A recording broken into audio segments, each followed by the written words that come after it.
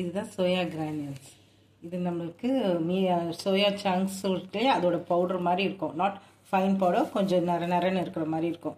இது சோயா கிரானியூல்ஸ்ன்னு சொல்லுவாங்க. இது நம்ம சப்ஜி மாதிரி சப்பாத்திக்கு தொட்டுக்கலாம். சோயா உடம்புக்கு ரொம்ப நல்லது. ஃபைபர் கண்டென்ட், ப்ரோட்டீன் எல்லாமே இருக்குது. லேடிஸ்க்கும் நல்லது, எல்லோரும் சாப்பிட்லாம். இதில் ஒரு டிஷ் நம்ம செய்ய போகிறோம். சப்பாத்திக்கு சைட் டிஷ்ஷாக செய்ய போகிறோம். கொஞ்சம் பட்டாணி போட்டு நம்ம செய்ய போகிறோம்.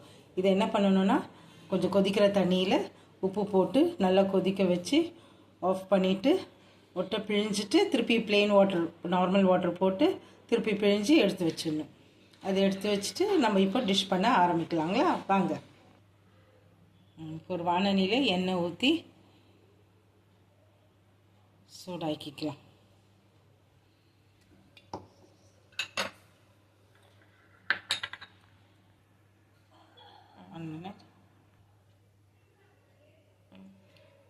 சீரகம் போடுறேன். எண்ணெய் சூடு பானதும் கொஞ்சம் ஜீரகம் போட்டு நல்லா பொரிஞ்சதும் பச்சை மிளகாய், கருவேப்பிலை,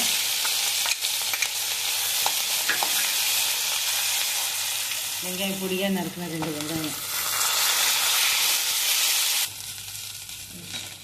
வெங்காயம் கொஞ்சம் பொன்னிறம் ஆனதும் இஞ்சி பூண்டு பேஸ்ட் போட்டுக்கோங்க. அது 50 ஸ்பூன் இருக்கிறதுனால 2 ஸ்பூன் போடுறேன் நான். இஞ்சி பூண்டு பேஸ்ட் போட்டு நல்லா வதக்கிடுவேன். இப்போ இஞ்சி பூண்டு வதங்கிட்டு வந்துடுவோங்க. மிளகாத்தூள் 1 டீஸ்பூன் போட்டுக்கோங்க.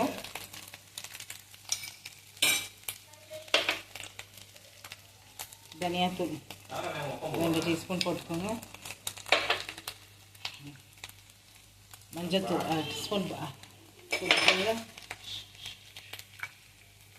கரம் மசாலா தூள், உங்கள்கிட்ட என்ன தூள் இருக்கோ, கரம் மசாலாவோ கறி மசாலா எந்த தூளாக இருந்தாலும் சரி 1 டீஸ்பூன் போட்டுக்கோங்க. எல்லாம் போட்டாச்சு. சும்மா ஒரு வதக்கிட்டு கொஞ்சம் உப்பு போட்டுருங்க. கொஞ்சம் உப்பு போட்டுக்கோங்க. போட்டுட்டு தக்காளி, பொடியாக நறுக்கின தக்காளி இருக்குங்களா, அதையும் போட்டுக்கோங்க.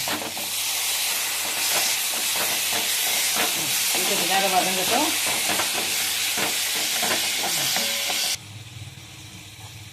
வெங்காயம் தக்காளி போட்டு வதங்கிடுச்சு. மசாலாலாம் போட்டு இப்போ கொஞ்சம் தண்ணி சேர்த்துக்கோங்க.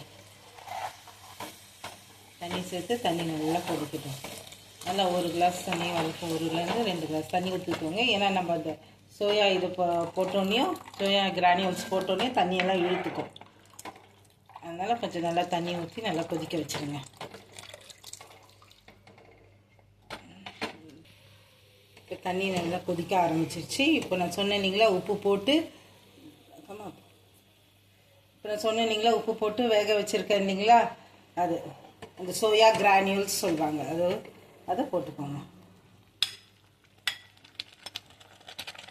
தண்ணியெல்லாம் இழுத்துக்கோங்க. பாருங்கள், உடனே இழுத்துக்கிச்சு பாருங்கள்.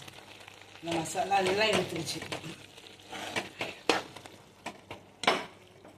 கூடவே உப்பு போட்டு வேக வச்ச பச்சை பட்டாணி அதையும் சேர்த்துக்கோங்க. இது ஒரு 5 மினிட்ஸ் நல்லா கொதிக்கட்டும். நம்ம மட்டன் கீமா மாதிரி இருக்கும். சாப்பிட்டு பார்த்துட்டு சொல்லுங்கள்.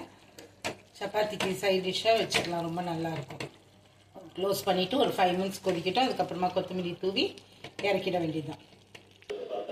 இப்போ நம்மளோட சோயா கிரானியூல்ஸ் சப்ஜி ரெடி ஆகிடுது.